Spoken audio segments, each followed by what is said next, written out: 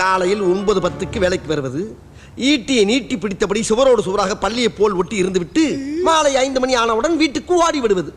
இடையில் 1 மணி நேரம் உணவு விடுமுறை வேறு.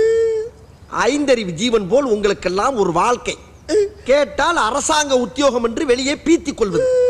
அல்லக்கை முண்டமே, ஒழுங்காய் வேலை பார்ப்பவர்கள் கூட உன்னை பார்த்து கெட்டு விடுவார்களா? மாதம் பிறந்தால் சம்பளம் வாங்குறாய் அல்லவா? என்ன நோம் மன்னா, இனிமேல் உனக்கு வெட்டி சம்பளம் கொடுக்க முடியாது மன்னா. என்னை வேலையை விட்டு தூக்கி விடாதீர்கள் மன்னா. அப்படி என்றால் உனக்கு ஒரு பரிகாரம்.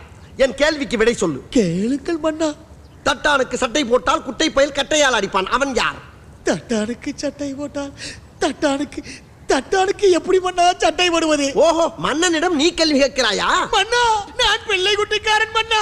இதற்கு இது பதில் இல்லையே. இல்லை மன்னா, அவனுடைய ஆண்மையின் பெருமை பற்றி பேசிக் கொண்டிருக்கிறான். புரியவில்லையே. பிள்ளை குட்டி பெற்றவனாம். ஐயோ மன்னா.